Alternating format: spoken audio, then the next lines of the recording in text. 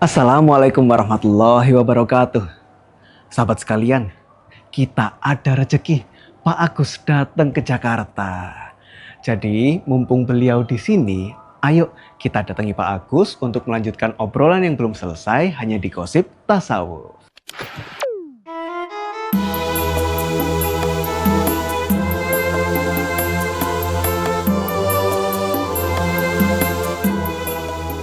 Assalamualaikum warahmatullahi wabarakatuh, Pak Agus. Waalaikumsalam warahmatullahi wabarakatuh. Lagi di Jakarta, Pak Agus? Alhamdulillah. Ah, Besok ada acara kajian Padang Mahsyar.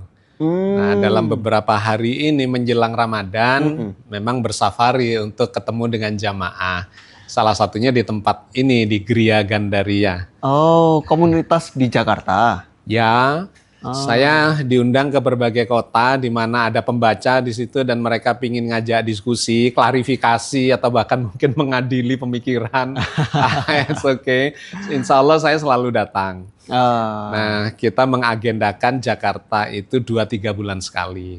oh, Yang lainnya rutin ke ya? kota yang lain ya kita rutinkan. Gitu. Nah, ini mumpung di sini kita bisa ngobrol-ngobrol melanjutkan apa programmu ya. Gosip tasawuf. Gosip tasawuf. Gosipnya yang ini yang keilmuan gitu Oke, ya, bukan insya Allah. entertainment. Ya, ya, ya. Ya bagus, kita mau melanjutkan pembahasan sebelumnya tentang Ya. berdoa ya. Bahwa kemarin Pak Agus cerita ada 5 tingkatan berdoa gitu. Ya. Sudah banyak dijelaskan secara cukup gamblang gitu Ya. oleh Pak Agus dari yang pertama sampai yang kelima. Tapi di kelima ini sebetulnya kayaknya kita butuh lebih banyak menggali gitu ya pelajarannya di Pak Agus. Karena jujur saja kalau untuk saya itu bukan nggak relate tapi kayaknya cukup tinggi gitu ya, cukup abstrak gitu. Ada karena kedalaman yang harus digali betul. ya. Ya, karena asumsi kita kan berdoa ya kita mengucap doa kepada Ya. Gusti Allah gitu. Tapi terus kemudian ketika doa di tingkat 5 itu disamakan dengan berbuat kebajikan gitu, agak abstrak. Jadi monggo Pak Agus Ya, bisa di gini supaya lagi. menyambungkan dengan yang kemarin. Jadi kalau kita bagi secara general itu ada 3 levelnya. Dari 5 itu bisa kita kelompokkan menjadi 3. Oh, oke. Yang pertama adalah doa yang verbal. Jadi diucapkan dengan kata-kata, tetapi di verbal ini ada 3 tingkatan. Yang pertama adalah doa berdagang, gitu dengan menyebut-nyebut, ya Allah saya ini orang yang baik, saya ini ibadahnya bagus, saya suka menolong orang dan seterusnya, maka berilah saya begini dan begitu. Verbal diucapkan, itu adalah doa paling rendah. Yang kedua adalah selain berdagang, kemudian dinaikkan kelasnya dengan menjadikan Allah sebagai Tuhan. Tapi tetap verbal. Ya Allah, Engkaulah Tuhanku. Engkaulah yang menguasai rezeki, kesehatan, segala macam. Karena itu ya Allah, berikanlah atau kami memohon gitu, segala macam. Verbal, tetapi lebih tinggi dibandingkan berdagang, karena berdagang itu menyamakan kita dengan Tuhan, antara penjual dengan pembeli. Tapi kalau Tuhan dengan hamba, maka Tuhan ada di atas kita, kemudian kita sebagai hamba yang bermohon kepada Sang Penguasa. Tapi tetap verbal. Nah yang ketiga masih juga verbal, adalah doa yang lebih halus yang meminta kepada Allah untuk dipilihkan. Jadi ya Allah Engkaulah Tuhanku, Engkaulah yang menguasai segala macam. Saya sedang menghadapi masalah ini, seandainya solusi atas masalah ini, kita menginginkan sesuatu solusi, ini baik buat saya, dunia saya, akhirat saya, dan seterusnya, maka berikanlah ya Allah. 3-tiganya adalah verbal, karena itu saya masukkan dalam satu kategori doa yang verbal. Oh, oke. Nah ini kalau naik kelas lagi, doanya verbal dan mengarah ke mental. Bahkan kemudian ada amalannya sedikit. Gitu. Jadi ini peralihan nanti ke tingkatan yang kelima, yaitu doa yang dikemukakan disampaikan dengan cara bersyukur. Wa ita'adana rabbukum la in syakartum la azidannakum. Barang siapa bersyukur, maka Allah akan menambahkan kenikmatannya, kualitasnya, bahkan kapasitasnya ataupun kuantitasnya dan seterusnya. prinsipnya Allah akan menambahkan. Nah, poin bersyukur itu harus difahami. Bersyukur bukan hanya mengucapkan alhamdulillah, verbal saja. Oh, gitu ya. beda nih, Pak. Ya, agak beda. Mulai dari hati sudah merasakan kesyukuran. Diucapkan secara lisan, alhamdulillah ya Allah diberikan segala macam ini. Tetapi di Al-Quran masih ditambahkan lagi, qalilan ma tashkurun, sedikit sekali kalian bersyukur. Atau bahkan orang-orang yang bisa bersyukur itu sedikit sekali. Yang pandai bersyukur, Pak. Yang pandai bersyukur. Dijelaskan di ayat tentang Nabi Daud. Wahai Daud, bersyukurlah engkau atau bekerjalah engkau untuk bersyukur kepada Allah. Oh. Jadi di syukur ini ada 3 poin. Mulai dari hati, lisan, sampai di amalan. Nah itu doa yang keempat. Itu jauh lebih mustajab dibandingkan dengan doa verbal yang banyak syaratnya ya. Sudah kita bahas di episode yang lalu. Kalau syukur itu pakai penegas kalimatnya. La in syakartum. La itu sungguh nih gitu ya. Benar nih. In jika. La in syakartum. Kalian bersyukur pada Allah. La azidannakum. Sungguh Allah akan menambahkan. Jadi kalau kita sungguh-sungguh bersyukur. Allah akan sungguh juga. Itu janji Allah untuk menambahkan. Nah yang menarik kemudian di level yang kelima yang Anda tanyakan tadi, itu tidak lagi ada verbalnya. Tapi lebih meningkat lagi ya kepada amalan. Amalan itu di ayat Al-Quran banyak sekali yang kemudian menggambarkan bahwa barang siapa melakukan kebajikan, pasti Allah akan memberikan balasan atas amal kebajikannya itu.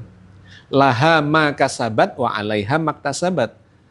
Kebaikan atau baginya lah kebajikan atau segala kebajikan yang dia lakukan dan baginya juga segala keburukan, kejahatan yang dia lakukan. Itu lebih pasti lagi. Jadi Allah selalu membalas, bahkan ada yang berlipat kali. Di berbagai ayat digambarkan kalau kebajikan itu bisa mulai dari 10 kali sampai 700 kali. Yang digambarkan bulir-bulir padi atau gandum, 1 batang ada tangkainya 7 gitu ya. Kemudian ini 10 bulirnya 10. Jadi kalau dilipat gandakan minimal 700 kali.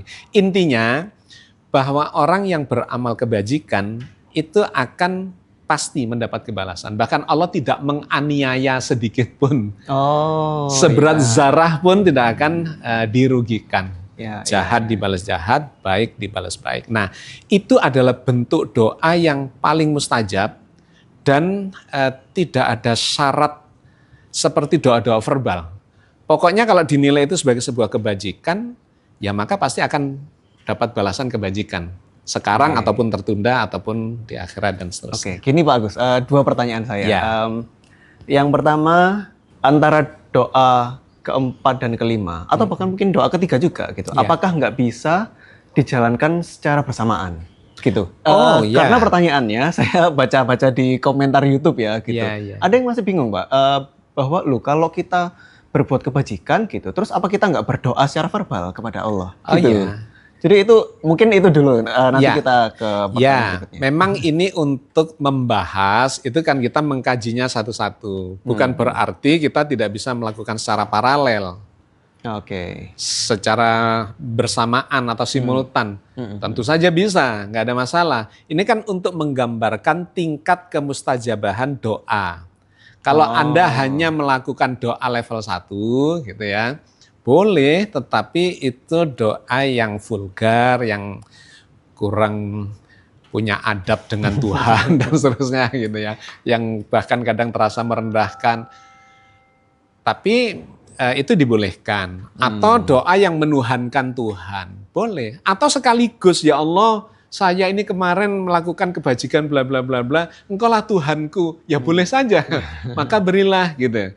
Atau ya Allah sekaligus pilihkan yang terbaik. Boleh juga ditambahi alhamdulillah, mensyukuri. Semua diropel, terus melakukan amal kebajikan, ya tentu saja diperbolehkan. Jadi nggak ada masalah dengan bahwa itu harus terpisah, bukan. Tapi itu berarti jadi mencerminkan karakter sebagai hambanya ya gitu. Misalnya saya gitu yang masih apa namanya ya, berdagang gitu.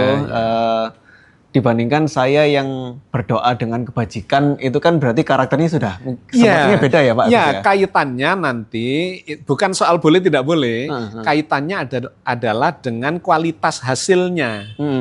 Semakin kita halus, semakin kita elegan, semakin kita berserah diri kepada Allah, tapi memenuhi semua syaratnya itu karena mengamalkan, gitu ya. Maka kualitas hasil dari doa itu akan jauh dibandingkan dengan yang berdagang. Kalau kita ambil ekstrim ya, puncak kelima.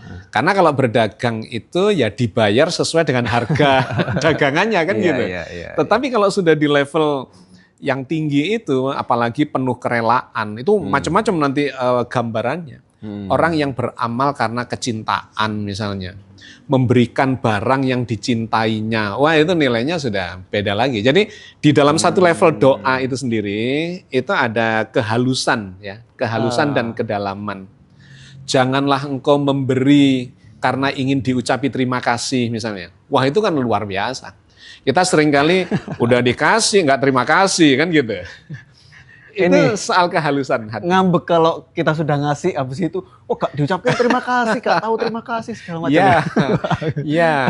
Ya, jadi itu menggambarkan kehalusan, kualitas hati jiwa kita, dan Allah akan memberikan yang semakin baik, lebih baik kepada orang-orang yang memiliki kehalusan itu.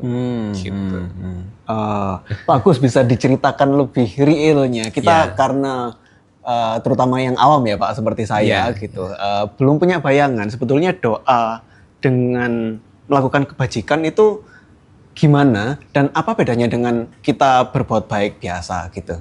Artinya misalnya ada pengemis saya kasih apalah gitu, uang atau makan gitu, atau misalnya ada yang perlu dibantu ya tanpa saya berniat berdoa gitu ya, terus kemudian saya berbuat aja gitu ya. Gitu. Mungkin Pak Agus bisa menceritakan itu sekaligus gitu. Nanti kalau misalnya ada cerita contoh real misalnya para nabi gitu ya, atau rasul bahkan, itu gimana cara berdoa di tingkat tertinggi itu Pak Agus? Ada satu ayat menarik di dalam surat Al-Qasas ayat 77 ya, potongannya di situ yang terkait dengan pertanyaan Anda itu. Wa ahsin kama ahsanallahu ilaik. Gitu. Dan berbuat baiklah kalian sebagaimana Allah telah berbuat baik kepadamu. Anda bisa bayangkan itu, yang diinginkan oleh Al-Quran, berbuat baik itu bukan karena ingin diucapi terima kasih, ya, bukan karena ingin dipuji, bahkan bukan membuang barang yang sudah tidak disukai dikasihkan orang, bukan, tapi empati. Berbuat baiklah engkau sebagaimana Allah berbuat baik kepadamu. Itulah yang disebut lillahi ta'ala itu. Jadi kalau kita menolong, berbuat kebajikan ya, salah satunya adalah contoh menolong dengan harta atau menolong dengan apapun. Yang disebut lillahi ta'ala itu bukan, aku nolong kamu ini lillahi ta'ala lo ya. Bukan itu yang dimaksudkan. Tetapi kita memberikan rezeki dikarenakan Allah, atau kita merasa bahwa Allah telah memberikan rezeki yang banyak pada kita. Ya Allah, rezekinya seperti ini, meskipun mungkin bagi orang lain Allah itu sedikit, tapi bagi kita dengan kesyukuran ya, level keempat tadi sudah merasakan ini berlimpah, dia bisa menolong orang yang lebih membutuhkan. Itu level ayatnya itu level tinggi Pak Agus. Level tinggi itu. Iya, mungkinnya Pak Agus waktu menyebutkan gitu ayatnya itu sudah berasa merinding itu karena levelnya itu kita nggak tidak ada pamrih di situ. Betul. Jadi rasa bersyukur itu bahkan kan buat kami yang imannya lemah itu kan susah tuh Pak Agus. Ya. Ya memang ini makanya nggak bisa loncat. Kenapa kita bahas satu-satu? Mungkin ada orang yang memang levelnya berdagang. Ya sudah nggak apa-apa gitu. Iya. Bahkan berpositif thinking bahwa Allah itu sudah berbuat baik pada kita, itu susah loh Pak Agus gitu. Jadi iya. Yang ada kan kurang menuntut. Kok segini ya Allah. Gitu, makanya berdoa, bermohon. Bahkan cenderung mendikte ya. Betul. Menyuruh gitu. Itu seperti satu dimensi yang lain gitu ya buat kami. Cara berdoa yang justru merasa cukup. Itu agak tabrakan tapi ternyata enggak gitu ya. Mungkin Iya. Pak Agus bisa coba dilanjutkan dulu. Iya, iya. Itu kalau di dalam tasawuf itu kan ada di level makrifat sebetulnya. Di level syariat itu orang memenuhi kriteria dan parameter dan persyaratan. Gitu kan. Kemudian di level hakikat dia memaknai kalau menolong ya dia punya empati. Jadi menolong itu bukan karena misalnya kan banyak nih ustadz-ustadz yang bersedekahlah nanti Allah akan membalas 10 sampai 700 kali. Sehingga yang ada di benaknya ketika nyumbang 1 juta kebayang ini 700 kali ini nanti balasannya kan gitu. Bukan itu ada di level syariat. Bukan berarti tidak benar, ada di dalam Al-Qur'an diceritakan. Ya berdagang itu ya Pak. Berdagang itu. Tetapi di level hakikat dia lebih pada empati bahwa menolong itu karena punya empati kasihan ya dia gitu. Maka dia menolong itu.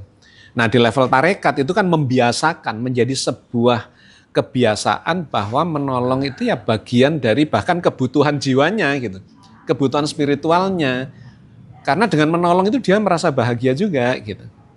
Betul, betul. Iya kan, sebetulnya kan kebahagiaan nanti kapan-kapan kita bahas tentang level-level kebahagiaan. Sebetulnya apa sih yang kita cari dalam hidup ini misalnya begitu ya.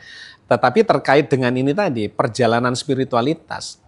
Ada orang yang mulai dari syariat itu ya sekedar memenuhi kewajiban, sholatnya, puasanya, segala macam ibadahnya termasuk sedekahnya itu untuk memenuhi kewajiban dan dia berharap balasan di situ. Tapi ketika empati mulai merasa bahwa dia butuh menolong seseorang. Kasihan ya nenek tua itu belum makan atau butuh ini dan itu, maka dia kasih. Nah di level tarekat itu kemudian membiasakan, menjadi sebuah skill. Karena memang hidup ini bahkan akhlak itu adalah skill. Yang itu harus ditanamkan lewat kata orang Jawa tirakat. Atau tarekat ya. Atau torikoh. Jalan yang ditempuh untuk membangun kebiasaan dan menjadi akhlak. Nah kalau ini kita jalankan semua kan akan muncul buahnya yang disebut makrifat. Makrifat itu terbuka. Mengetahui dari kata arafah. Terbuka, yang tadinya nggak diketahui, yang Anda sebut tadi sebagai dunia lain tadi, itu belum tergambarkan waktu menjalani syariat, hakikat, tarekat itu belum tergambarkan, tapi begitu mencapai makrifat, loh kok gini ya gitu. Ada dunia lain yang kemudian dia seperti dituntun untuk lebih jauh lagi. Nah termasuk tadi itu terkait dengan doa yang wa ahsin kama ahsanallahu ilaik. Berbuat baiklah sebagaimana Allah berbuat baik. Berarti yang ada di pikirannya itu kan Allah berbuat baik terus sama dia. Gitu. Ya Allah sudah dikasih kesehatan, dikasih ilmu, dikasih rezeki, dikasih keluarga, dikasih sahabat, dikasih wah segala macam. Dia pasti positif thinking terus itu. Iya, dan, iya kan? Dan jadi bergantung. Dan ingin meluberkan gitu. Betul, dan ini Pak, jadi bergantung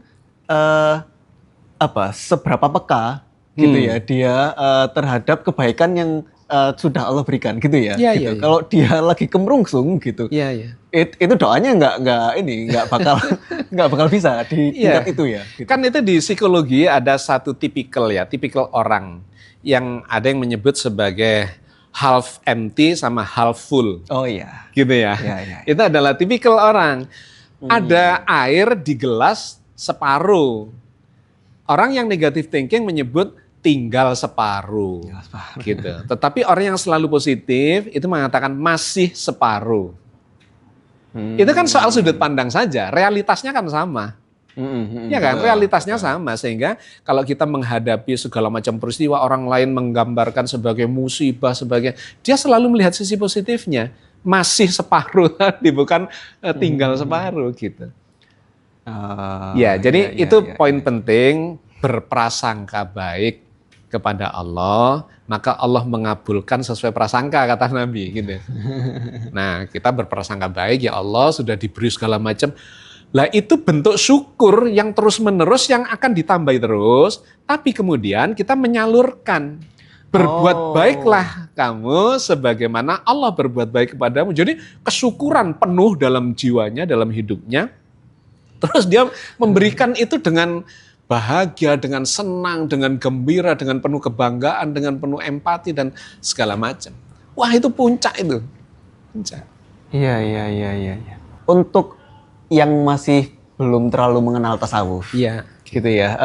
Ini kan seperti dunia yang baru gitu ya. Yang seumuran saya jalani itu dunia karir lah. Dunia karir di perusahaan gitu misalnya ya, atau berkarya. Dunia dagang. Kalau dalam terminologi kita tadi, betul. Itu doa dunia yang dagang, berdagang. Dan itu jadi dalam tanda kutip Tuhan gitu ya, gitu untuk mencari cuan, gitu untuk ya bisnis itu adalah profit gitu ya. Tapi terus kemudian ketika ngomongin tasawuf gitu, itu kan hal yang kelihatannya sama sekali berbeda gitu. Tapi terus kemudian sama Pak Agus dijelaskan bahwa di doa kelima ini kita bukannya seperti tasawuf yang eskapisme gitu, yang menjauh dari kerumunan atau masyarakat lah ya. Kita justru berarti kan harus nyemplung gitu ya, untuk nolong orang gitu, untuk berbuat baik dan sebagainya gitu.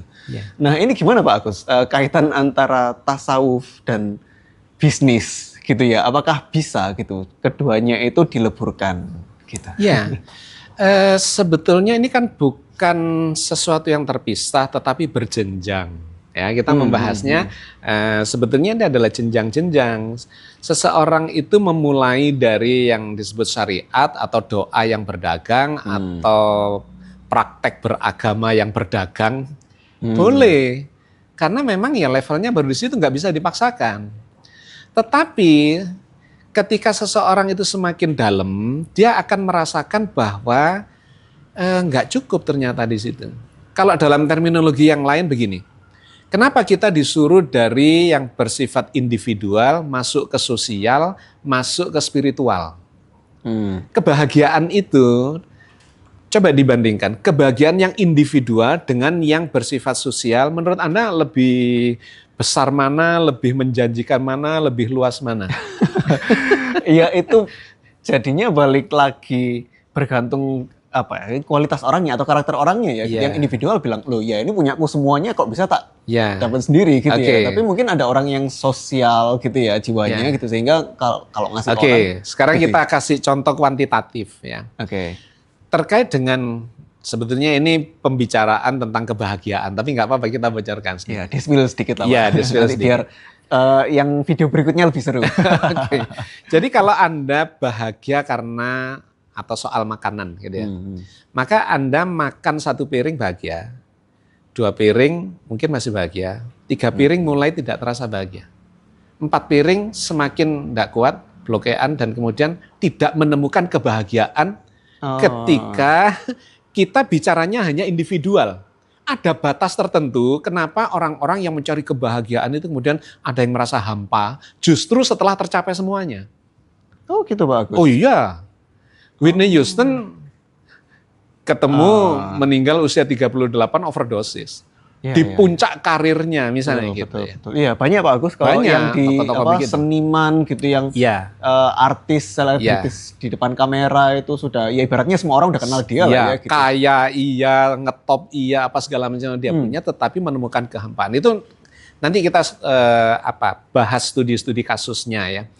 Tetapi poin pentingnya adalah kebahagiaan individual itu ada batas tertentu yang kalau itu dilewati sebenarnya kita sudah tidak merasakan kebahagiaan itu lagi. Katakanlah soal makanan 3 piring sudah batas. Tetapi orang-orang yang memiliki empati sosial, 5 piring bahagia, 10 piring tambah bahagia, 100 piring tambah bahagia, nggak ada batasnya. Ya, ketika kita bicara kuantitatif, dicontohkan secara kuantitatif, maka kita menemukan kenapa kok Islam ini mengajarkan jangan bersifat individual. Boleh pelajaran pertamanya individual, iya. Untuk menemukan jati dirinya. Tetapi beranjaklah ke sosial, tolonglah itu orang. Kamu nanti menemukan kebahagiaan di situ.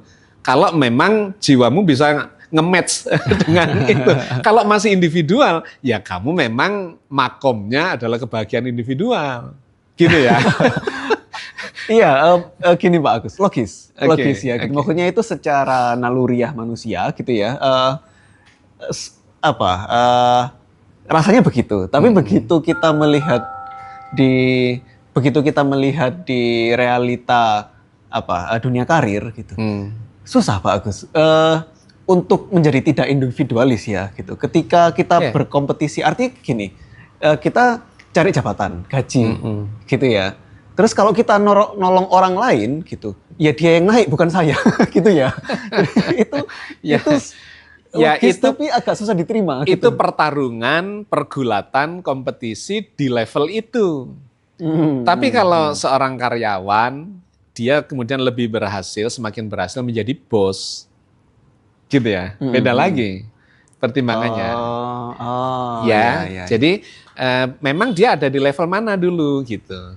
Maka kalau di psikologi tentang ekonomi bisnis kan ada Maslow tuh yang mulai Abraham dari Maslow. ya Ya, kan, mulai dari pertama dia ya memang mencari kebutuhan, memenuhi kebutuhan. Tapi kalau semua kebutuhan sudah terpenuhi, apa dong? Pingin berekspresi. Iya, naik level ya. Iya, naik level. betul. Heeh. Karena sudah mentok di situ, kayak 3 piring tadi gitu. Nah, maka dia ingin berekspresi, ingin dihargai oleh orang gitu. Karena kebutuhan sudah lewat. Kemudian nanti dia ingin berguna, bermanfaat. Ujung-ujungnya spiritual. Dia tidak lagi berpikir itu ada kebahagiaan yang bersifat spiritual yang tidak bisa diukur oleh level 1, 2, 3 ini gitu. Bukan ujung-ujungnya semakin pinter, semakin saintifik Pak Agus. Enggak. Scientific itu beda lagi ya. Ya, Scientific itu dalam arti orang berpikir secara empiris, secara objektif ya. Tetapi terkait dengan kebahagiaan ini malah subjektif. Oh ya. Ya kan? Psikologi itu kan bersifat subjektif. Betul, betul. Sama-sama 1 juta misalnya. Mungkin bahagianya bisa berbeda. Oh iya, bergantung situasinya orang itu ya. Iya. Ah, Jadi kembali kepada tadi, kaitannya bagaimana dengan kehidupan di era modern, khususnya terkait dengan pekerjaan dan sebagainya. Apakah tasawuf ini cocok? Loh, tasawuf itu melandasi. Jadi ada roadmap yang harus dibikin atau sebetulnya secara manusiawi, secara alamiah, kita akan menuju ke situ ketika kita mentok karirnya itu pada level-level gitu yang seperti digambarkan oleh Maslow itu. Puncak kalau di agama, di Islam, dari individual ke sosial ke spiritual. Gitu. Jadi spiritual itu tidak terukur lagi kebahagiaannya. Yang tadi itu wa ahsin kama ahsanallahu ilaik itu sudah spiritual. Karena menolongnya, berbuat baiknya itu bukan karena ekspresi atau ingin berekspresi, ingin dihargai orang, bukan. Karena Allah, dia merasa Allah sudah berbuat baik padanya. Itu bahagianya itu sudah nggak bisa diukur itu. Nah, tetapi kalau kemudian Anda menarik ini kepada level yang di bawah, loh bukankah di level karyawan, di level orang yang ya sedang berkompetisi, ya dia memang belum sampai di level itu. Iya, iya. Itu bukan cuma nggak kebayang, tapi kita belum relate, Pak. Iya, iya. Kita belum sampai situ ya. Iya, iya. Gitu, tapi Nggak apa-apa, begini. Kan gini, Nabi itu mengajarkan, berbicaralah dengan siapa saja mengikuti menurut bahasa mereka. Artinya dengan orang ekonomi berbicara dengan bahasa ekonomi, dengan orang politik berbicara dengan bahasa politik. Bukan hanya dengan orang Madura bicara bahasa Madura atau dengan orang Banjar bicara bahasa Banjar, tetapi platform yang kita pakai itu harus difahami. Kalau enggak memang enggak relate, enggak nyambung gitu kan. Iya, iya, iya. Nah, betul. maka tasawuf yang dikaitkan atau diajarkan atau didiskusikan di kalangan yang masih level syariat, ya kita menggunakan bahasa syariat gitu. Tapi ketika dia sudah merasakan, mengetahui bahwa iya ini mentok ya, harus ke hakikat, ya maka kita bicara hakikat. Iya Pak Agus, jadi saya punya beberapa teman yang mereka itu dari sekolah-sekolah Islam gitu, selama bertahun-tahun gitu, punya pendidikan tentang Islam atau bahkan pondok pesantren gitu. Mereka banyak yang juga sudah bahkan hafal dengan Al-Quran gitu. Istilahnya dari sisi syariat mereka bahkan sudah inilah istilahnya Mumpuni. bosen, Iya. bisa bosen dan terus kemudian oke. jadi nyari gitu ya hal-hal yang di luar itu gitu karena Ya. ya gitu melihat kekayaan gitu orang lain punya rumah, punya mobil dan sebagainya. Kemudian ke distrak ya. Betul. Tujuannya jadi ke distrak. Jadi mereka terus kemudian nggak tahu, termasuk saya ya masih setengah paham gitu Iya, ya Pak Agus gitu. Sebetulnya apa kaitannya agama dan kesuksesan gitu. Di mana tujuannya itu, mana yang jadi prioritas dan kemudian apakah itu sebenarnya bisa disatukan gitu? Ya, kalau tujuan agama itu sebetulnya kan membina jiwa. Eh, yang menjadi poin pentingnya adalah bagaimana jiwa ditingkatkan kualitasnya. Nanti efeknya ini kemana-mana. Jadi kalau dalam tasawuf ya misalnya itu ada jiwa yang disebut sebagai nafsul amaroh. Yaitu jiwa yang bahkan yang paling rendah lagi itu ada nafsul hawa atau hawa nafsu.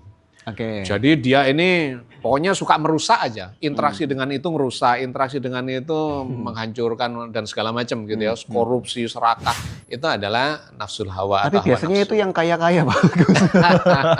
Kan susahnya di situ ya gitu. Iya, apapun sebetulnya kaya dan miskin itu urusan yang berbeda, tetapi poin pentingnya adalah memang ada kualitas jiwa itu. Ya. Nah ini kalau dilanjutkan, lebih tinggi dari itu adalah nafsul amaroh. Dia sudah tidak merusak. Amaroh itu bukan dalam arti marah, bukan. Amr itu urusan duniawi. Jadi dia terjebak pada urusan duniawi.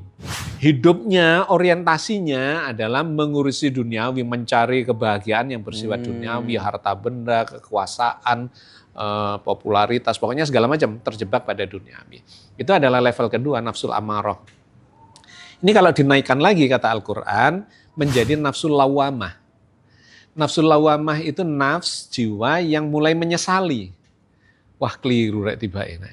Ternyata harta ini sudah mentok sampai di sini ya, saya tidak menemukan kebahagiaan. Ternyata rumput tetangga selalu lebih hijau gitu ya. Apapun yang dimiliki oleh orang lain itu selalu lebih bagus dan kemudian tidak menemukan itu. Bahkan lebih tinggi lagi, saya punya seorang kawan, dia sudah memiliki segalanya, perusahaannya banyak, punya pulau, anaknya pinter-pinter, sekolah luar negeri semua, cucunya lucu-lucu, mobilnya punya hotel dan segala macam. Udah di garis finish Pak Agus. Sudah tapi satu ketika dia ini nelpon saya. Pak Agus, saya ingin diskusi gitu. Ada apa tumben gitu. Usianya jauh di atas saya. Waktu itu sudah 70-an, saya masih 50-an. Nah, dia bilang, saya ingin ngobrol soal agama. Kenapa kok tumben gitu? Dia non-muslim. Non-muslim. Ya. Nah, kemudian dia menceritakan, iya saya gelisah akhir-akhir ini. Loh, kenapa kok gelisah? Anda sudah punya semuanya. Justru karena saya sudah punya semuanya, saya menjadi gelisah. Dulu saya mengira punya mobil yang harga 100 juta ketika saya belum bisa, itu adalah sangat menyenangkan. Tapi setelah saya punya 100 juta itu, mobil 100 juta, saya pingin yang 300 juta. Punya 300 juta, pingin yang 1 miliar. Naik terus, dan seterusnya, naik terus. Tidak ada batasnya sampai saya bosan sendiri. Rumah juga begitu. Karyawan, perusahaan, semuanya. Gitu. Dia bilang, ternyata keinginan itu seperti fata morgana. Sepertinya dilihat di sana itu ada air, tapi didekati ternyata enggak gitu. Enggak ada. Oh, di sananya lagi gitu. Di sananya lagi. Yang menarik ungkapannya itu tadi, justru karena saya sudah mendapatkan semua itu, sekarang saya tidak lagi punya sesuatu yang ingin saya capai. Semuanya sudah saya dapat. Hidup saya jadi hampa, jadi kosong. Bisa gelisah ya Pak? Bisa gelisah. Iya. Itu yang sebenarnya juga digambarkan oleh Maslow kan, bahwa secara alamiah ketika kebutuhan sudah selesai dia ingin berekspresi. Ketika ekspresi dihargai orang sudah ini, dia ingin memberikan manfaat dan seterusnya sampai spiritualitas. Ibarat dia udah di puncak piramida terus mau kemana lagi? Mau kemana lagi? Bisa terbang nggak gitu ya? Mungkin pertanyaannya temannya Pak Agus itu. Ya, berarti poin pentingnya kan adalah kualitas kebahagiaan jiwa. Ya, jadi level ketiga adalah nafsul lawamah, di mana seseorang itu ketika sudah naik kelas terus, dia mulai menyesali. Ternyata bukan ini semua gitu. Nah ini kalau di tasawuf ada level tertingginya disebut nafsul mutmainnah. Jiwa yang tenang, jiwa yang damai, jiwa yang sudah selesai. Dengan dirinya, selesai dengan sekitarnya, selesai dengan... Tetapi dia kemudian ingin menyelesaikan yang ada di sekitarnya. Itu jiwa yang tenang yang sudah digambarkan Al-Quran tidak punya rasa takut, rasa khawatir, rasa gelisah. Karena sandarannya kepada Allah. Nah itulah yang digambarkan di Al-Quran. Orang yang kembali kepada Allah. Ya ayat Tuhan nafsul mutmainnah irji'i ila rabbiki radiyatan mardiyah fadkhuli fi ibadi wadkhuli jannati. Wahai jiwa yang tenang yang sudah selesai dengan segala macam hiruk pikuk duniawi itu, kembalilah kepada Tuhanmu dengan ridho, dengan rela, dengan ikhlas dan diridhoi oleh Allah. Jadi di situ tidak ada beban kejiwaan lagi karena dia memang sudah selesai dengan semuanya itu. Masuklah ke dalam golongan hambaku, masuklah ke surgaku. Puncaknya digambarkan sebagai surga.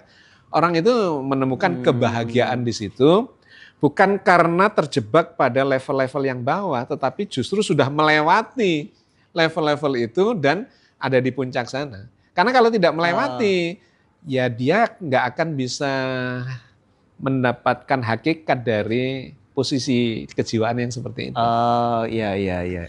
Oh paham Pak Agus. Jadi sebetulnya kekayaan itu, yaitu masih di tengah perjalanan, bagus ya gitu. Itu bukan tujuan akhir gitu. Sehingga kalau menganggap itu tujuan akhir, padahal terjebak dia. Iya terjebak dan terus kemudian jadi nggak tahu mau ngapain gitu ya. Iya benar. Gitu. Terus kemudian ya dalam prosesnya jadi senggol bisa kanan gelisah, kiri, bisa gitu ya segala macam muncul kelainan. Iya kelainan begitu ya. Gitu.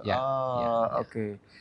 Ya itu mindset yang sebetulnya kita masih bakal susah gitu ya Pak Agus untuk mengaplikasikan gitu karena kita terbiasa untuk ya namanya kompetisi gitu ya, senggol kanan kiri gitu ya, yang penting aku menang duluan gitu ya, nanti aku kaya baru tak kasih lah, tak pakai gitu ya.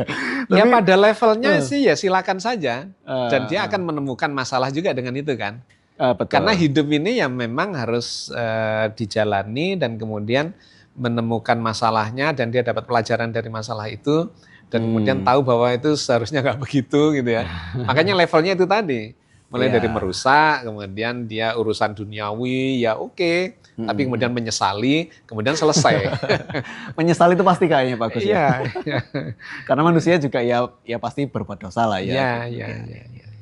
Bukan berarti di planning, oh nanti aku tersesat dulu, aku baru menyesal nanti enggak gitu. Nah poin penting yang ingin saya sampaikan sebetulnya, Islam itu mengajarkan terhadap duniawi itu.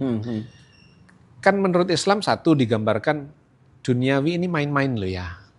Yang remeh-temeh. Bukan tujuan. Tujuan itu adalah di sana. Justru setelah kehidupan dunia. Nah tapi kemudian ada yang menabrakkan, mempertentangkan antara itu. Loh berarti kalau begitu caranya ya umat Islam nggak akan bisa maju. Karena kemudian ketinggalan dalam mencari, dalam bidang bisnis, dalam ilmu, dalam segala macam. Loh, jangan salah. Quran menempatkan atau mengatakan diremeh-temehkan itu bukan berarti diabaikan. Tetapi justru harus dikuasai. Sehingga ada ayat yang menarik itu. Wabtaghi fima atakallahu darul akhirah wala tansa nasibaka minad dunya. Kemudian kaitannya dengan ayat yang kita bahas tadi. Wa ahsin kama ahsanallahu ilaik. Jadi kata ayat ini, dan carilah pada apa yang Allah anugerahkan kepadamu, kebahagiaan akhirat, walatan sanasibaka minad dunya, tapi jangan lupakan duniamu, bagianmu di dunia ini, karena kita memang sedang hidup di dunia. Barulah berbuat baiklah sebagaimana Allah telah berbuat baik kepadamu. Jadi artinya apa? Kita ini diperintahkan menempatkan tujuan itu akhirat, bukan dunia. Iya. Tujuan itu adalah akhirat. Loh dunia itu apa? Jangan dilupakan. Satu ya. Level dunia adalah sekedar jangan dilupakan. Karena sebenarnya kebutuhan kita nggak banyak kok. Makan berapa sih gitu. Pakaian berapa sih dan seterusnya. Tapi yang poin pentingnya ada di bagian yang pertama. Dan carilah kebahagiaan atau carilah pada apa yang Allah anugerahkan kepadamu, kebahagiaan akhirat. Jadi kebahagiaan akhirat itu menjadi tujuan. Menggunakan apa? Menggunakan apa yang Allah anugerahkan kepada kita. Dianugerahi kekayaan, dianugerahi ilmu, dianugerahi kekuasaan. Gunakan semua itu sebagai modal untuk melakukan kebajikan-kebajikan dan itu akan menjadikan kita bahagia di akhirat. Artinya apa? Secara sederhana, umat Islam diperintahkan kaya.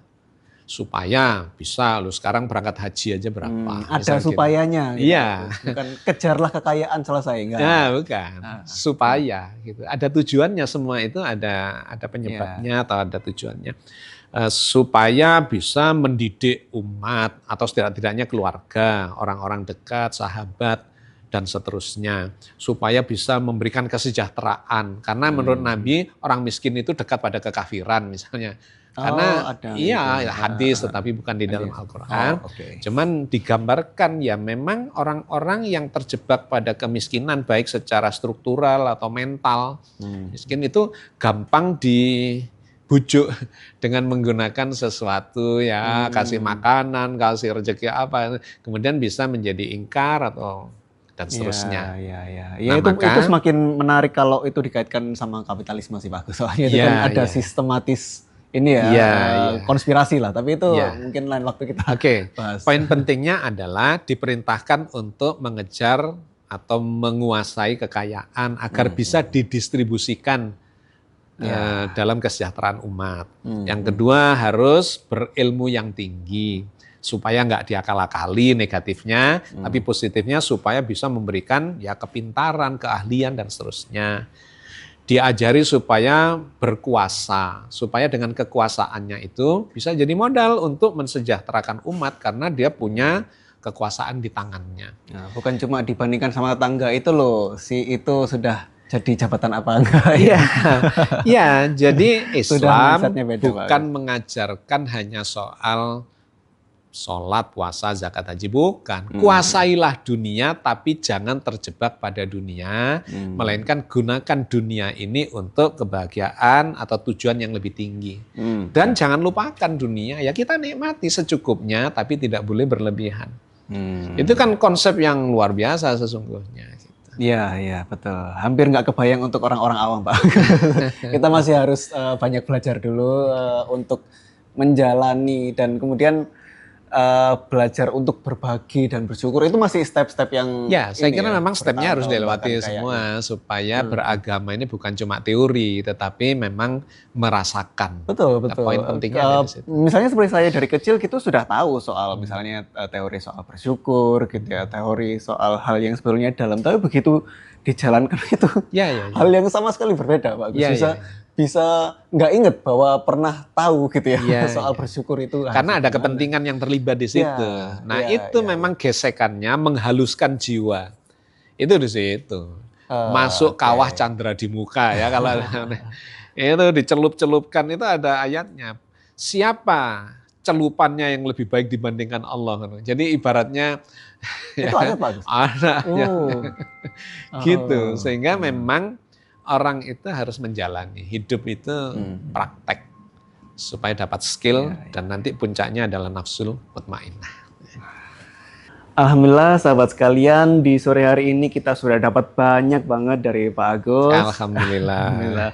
Semoga kita diberi umur panjang dan kesehatan dan rezeki yang banyak gitu, untuk menerapkan ilmu-ilmu yang sudah kita pelajari. Sekian sahabat sekalian, sampai bertemu di Gosip Tasawuf berikutnya. Assalamualaikum warahmatullahi wabarakatuh. Waalaikumsalam warahmatullahi wabarakatuh.